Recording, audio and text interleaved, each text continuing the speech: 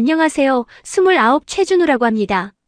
치열한 경쟁 끝에 겨우 사회에서 자리를 잡은 제가 클라이언트로 서윤 이모를 만나게 될 줄은 꿈에도 몰랐습니다. 사춘기 소년의 호기심을 자극하던 우리 집 하숙생. 이모라 불렀지만 제게는 첫사랑 같은 여자. 그런 제가 15년이라는 세월이 지나 그 여자를 품게 될 줄이야. 그녀와 함께하던 날 보고도 믿지 못할 광경이 제 눈앞에 펼쳐졌어요. 육감적인 몸매, 탱글탱글한 피부, 압도적인 그녀의 존재감. 그날을 잊을 수가 없어요. 과연 그날 밤 두 사람에게 어떤 일이 벌어졌을까요? 본격적인 이야기를 시작하기 전에 구독과 좋아요 꼭 부탁드려요. 여러분의 응원이 사연을 이어가는 큰 힘이 됩니다. 그럼 지금부터 제 인생이 뒤집힌 그날의 이야기를 들려드릴게요. 그 순간을 어떻게 말로 다 설명할 수 있을까요? 저는 서윤이 이모, 아니 이제는 제 여자가 된 그녀의 눈동자가 하얗게 뒤집히며 순간적으로 의식이 끊어지는 그 찰나를 분명히 목격했습니다. 지난 연애 후에 찾아온 절정, 그 끝에서 이모는 마치 영혼이 빠져나가는 사람처럼 고개를 뒤로 젖히며 까무러쳤습니다. 초점이 흐려진 눈동자, 반쯤 벌어진 입술 사이로 터져나오던 가쁜 숨소리마저 뚝 끊기던 그 짧은 정적. 그 모습은 저에게 공포가 아닌 전신의 세포가 쭈뼛 서는 듯한 강렬한 정복감을 안겨주었습니다. 그날 이후 그녀는 저를 대하는 태도가 완전히 달라졌습니다. 저를 그저 조카뻘 동생이나 클라이언트로 대하던 차가운 가면을 벗어던지고 밤이면 제 품에 파고들어 서방님이라며 콧소리를 섞어 부르곤 합니다. 도도하고 차갑기만 했던 서윤 이모가 제 앞에서만은 한없이 흐트러진 여자가 되는 이 반전. 요즘 저는 혼자 운전을 하거나 도면을 그리다가도 문득문득 떠오르는 그날 밤의 기억 때문에 피식 웃음이 새어나오곤 합니다. 우리의 인연은 사실 15년 전 제가 중학교 2학년이었던 시절로 거슬러 올라갑니다. 당시 저는 지방의 꽤 큰 단독주택에 살고 있었고 서윤 이모는 저희 집 별채에 새를 들어 살던 미대생이었습니다. 정확히 말하면 도예를 전공하던 대학원생이었죠. 당시 20대 후반이었던 이모는 사춘기 소년이었던 제 눈에 세상에서 가장 신비롭고 어른스러운 여자였습니다. 엄마는 이모를 서윤 학생이라 부르며 막내 동생처럼 아꼈고 이모는 종종 저희 집 거실에서 과일을 깎으며 엄마와 수다를 떨곤 했습니다. 하지만 제 기억 속에 박제된 그녀의 모습은 그런 평범한 일상이 아닙니다. 비가 억수같이 쏟아지던 어느 여름날 별채의 창문 너머로 보았던 이모의 뒷모습. 물레를 차며 젖은 흙을 만지던 땀에 젖어등 뒤로 달라붙은 얇은 티셔츠와 그 아래로 비치던 하얀 라인. 그것이 제가 여자라는 존재를 본능적으로 자각한 최초의 순간이었습니다. 그때 느꼈던 그 축축하고 비릿한 흙내음과 이모에게서 풍기던 묘한 라벤더 향기가 섞인 공기. 15년이 지난 지금도 비가 오는 날이면 제 코끝에는 그때의 그 향기가 환영처럼 맴돌곤 했습니다. 마치 언젠가 다시 만나게 될 거라는 예고처럼 말이죠. 중학생이었던 저는 유독 체구가 작고 말이 없는 아이였습니다. 학교에서는 존재감이 없었지만 집 별채에 사는 서윤 이모를 훔쳐보는 시간만큼은 제 세상의 주인공이 된 기분이었습니다. 이모는 가끔 저를 부러진 도자기 조각들을 정리하는 아르바이트생으로 써주곤 했습니다. 준우야, 이 흙 반죽 좀 도와줄래? 힘이 없어서 잘 안 되네. 서윤 이모가 저를 부르면 저는 얼굴이 붉어진 채 별채로 달려가곤 했습니다. 좁은 작업실 안은 늘 후끈한 열기와 습기로 가득 차 있었습니다. 제가 낑낑대며 흙을 반죽하고 있으면 이모는 제 뒤로 다가와 자세를 교정해주곤 했죠. 그때마다 이모의 풍만한 골짜기가 제 등에 닿을 듯 말 듯 스치던 그 감각을 저는 아직도 생생히 기억합니다. 닿았을까요? 아니면 제 상상이었을까요? 하지만 분명한 건 이모의 숨결이 제 목덜미에 닿을 때마다 온몸에 소름이 돋았다는 겁니다. 서윤 이모는 당시 결혼을 약속한 남자가 있었습니다. 가끔 고급 세단을 타고 와서 이모를 태워가던 그 남자는 어린 제가 봐도 거만하고 재수 없는 인상이었습니다. 남자가 찾아오는 날이면 별채에서는 종종 고성이 오갔습니다. 무언가 깨지는 소리, 그리고 이모의 흐느끼는 소리가 들려오곤 했죠. 그럴 때면 저는 제 방 창문을 통해 불이 꺼진 별채를 하염없이 바라보았습니다. 지켜주고 싶다는 생각보다는 저 오만한 남자에게서 이모를 뺏어오고 싶다는 치기 어린 욕망이 먼저였습니다. 한 번은 싸움이 크게 난 다음 날 이모가 퉁퉁 부은 눈으로 수도가에 앉아 세수를 하고 있었습니다. 물에 젖은 앞머리를 쓸어 넘기며 한숨을 쉬던 그 처연한 모습이 왜 어린 제 눈에는 그렇게나 야하고 자극적으로 보였을까요? 이모는 저를 발견하고는 억지로 웃어 보이며 말했습니다. 준우야, 너는 나중에 커서 여자 울리지 마라. 알았지? 그 말에 저는 아무 대답도 못하고 고개만 끄덕였습니다. 그때 제 마음속에는 이미 이상한 다짐이 자리 잡고 있었거든요. 내가 어른이 되면 이모를 저 남자보다 더 뜨겁게 사랑해줄 수 있을 텐데. 그것이 짝사랑인지 아니면 호기심인지 구분조차 되지 않던 시절의 열병이었습니다. 시간은 잔인할 만큼 빠르게 흘렀습니다. 부모님의 사업 문제로 우리 가족은 서울로 이사를 오게 되었고 자연스럽게 서윤 이모와의 인연도 끊어졌습니다. 저는 서울에서 치열하게 학창시절을 보냈고 대학에서 실내 건축을 전공했습니다. 군대를 다녀오고 밤샘을 밥 먹듯이 하며 설계 사무소에서 경력을 쌓았죠.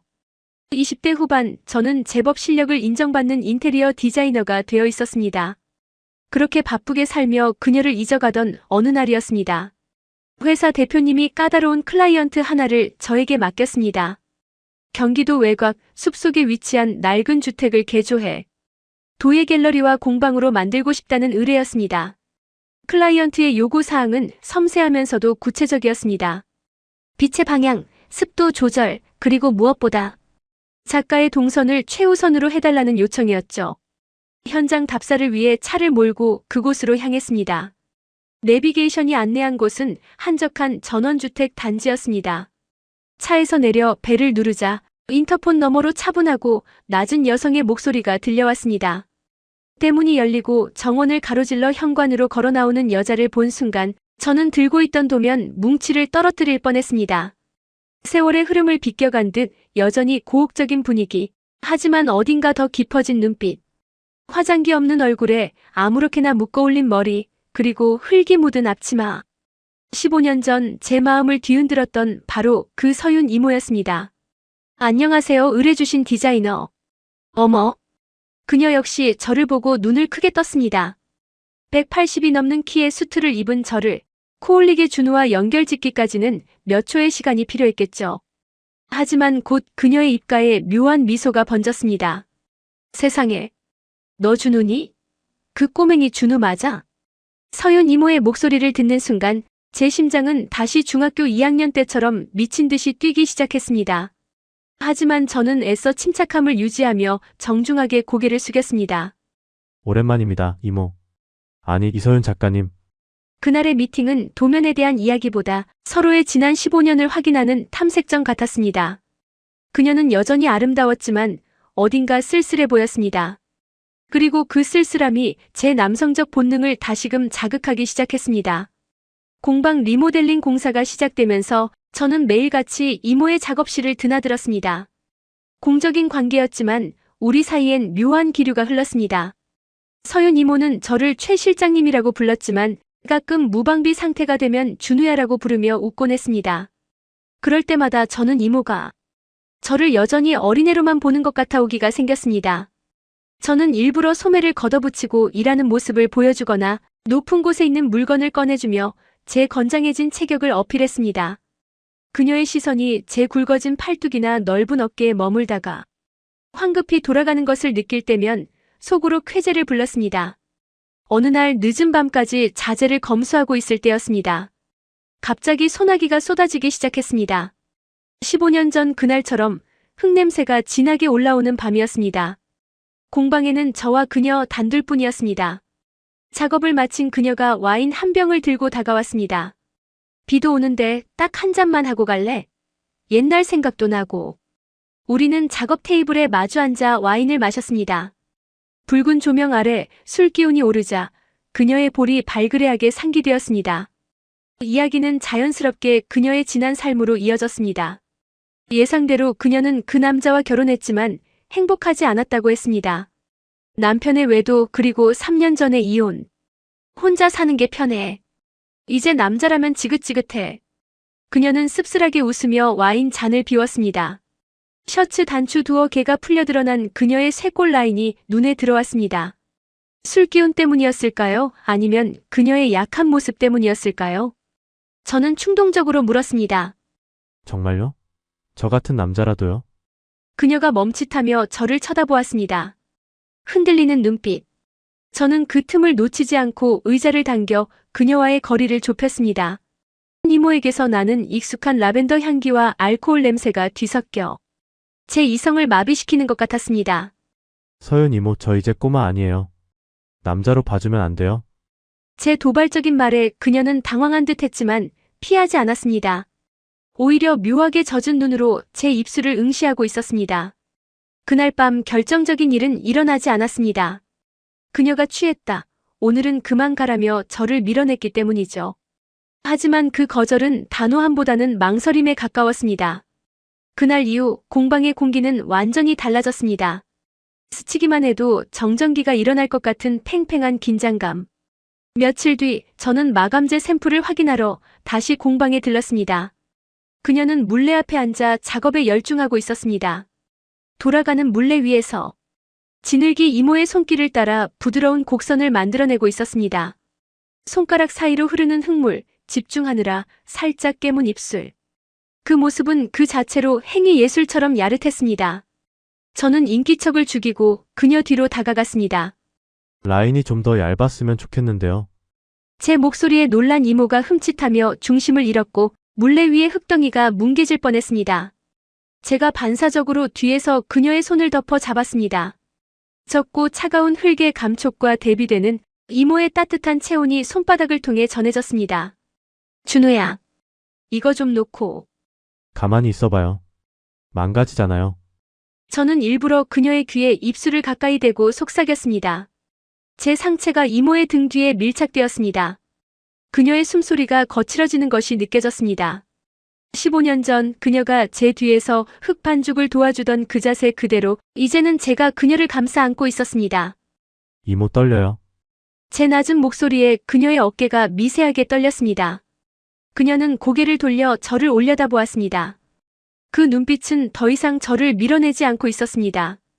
갈망과 두려움이 뒤섞인 그 눈동자.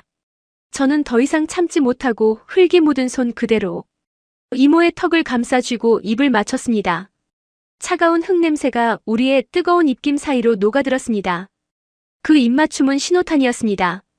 우리는 누가 먼저랄 것도 없이 서로를 탐하기 시작했습니다. 공방 안쪽에 마련된 작은 휴식 공간. 좁은 소파 위에서 우리는 15년의 세월을 보상받으려는 듯 격렬하게 사랑을 나누었습니다.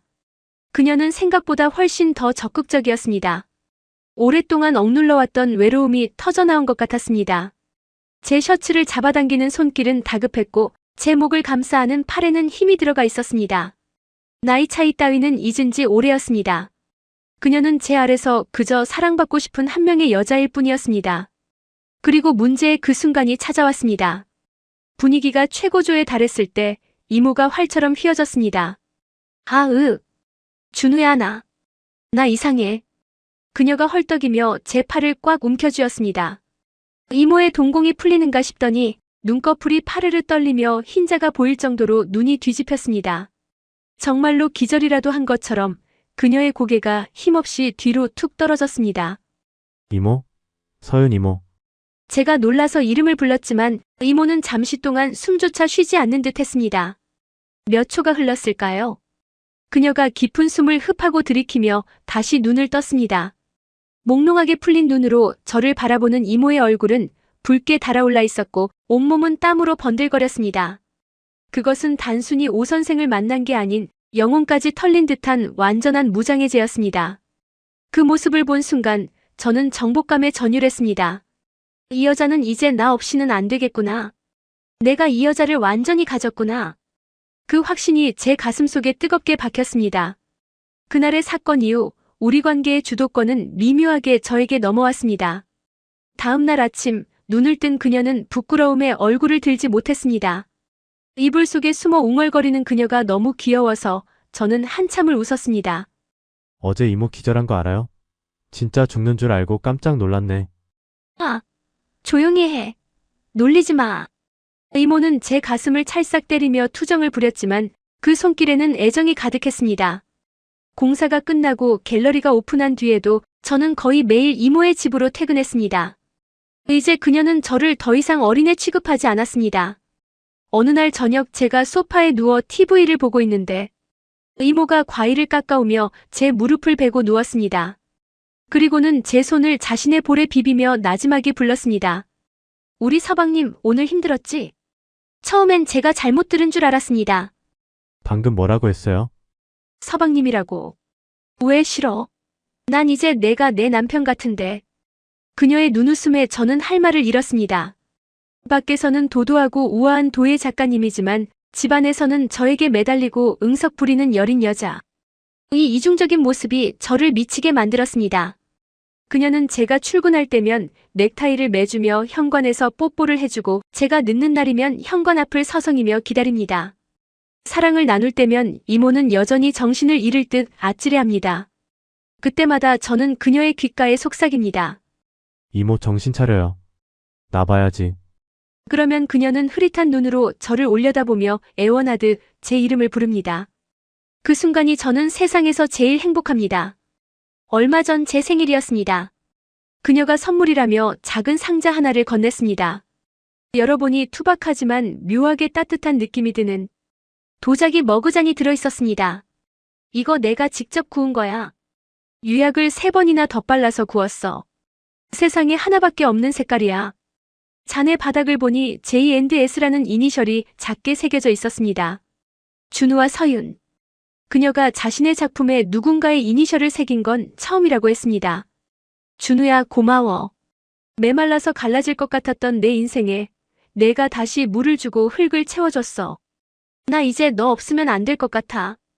그녀의 고백에 저는 그녀를 꼭 안아주었습니다. 15년 전 김장을 하던 엄마 옆에서 혹은 수도가에서 울던 그 처연했던 여자는 이제 없습니다. 제품에서 사랑받고 피어나는 세상에서 가장 아름다운 여자만 있을 뿐이죠. 우리의 연애가 언제까지 이어질지 혹은 결혼이라는 결실을 맺을지는 아직 모릅니다. 주변의 시선이나 나이 차이라는 벽이 때로는 우리를 힘들게 할 수도 있겠죠. 하지만 저는 두렵지 않습니다. 그녀가 밤마다 저에게 보여주는 그 무방비한 얼굴, 제품에서 기절할 듯 행복해하는 그 표정을 지키기 위해서라면 저는 무엇이든 할 수 있으니까요. 오늘도 저는 퇴근길에 이모가 좋아하는 치즈 케이크를 사들고 공방으로 향합니다. 문을 열면 그녀가 흙투성이 손을 털며 환하게 웃어주겠죠. 그리고 밤이 되면 저는 다시 한번 그녀를 저만의 세상으로 데려갈 겁니다. 그녀의 눈동자가 오직 저로 인해 흐려지는 그 황홀한 순간을 보기 위해서 말입니다. 사연 좋아하는 사연 아줌마예요. 이 이야기를 끝까지 함께 해주셔서 감사드려요. 오늘의 이야기가 마음에 닿았다면 구독과 좋아요 함께 해주세요. 심금을 울리는 사연으로 함께 가는 노후 모두에게 벗이 되고 싶답니다.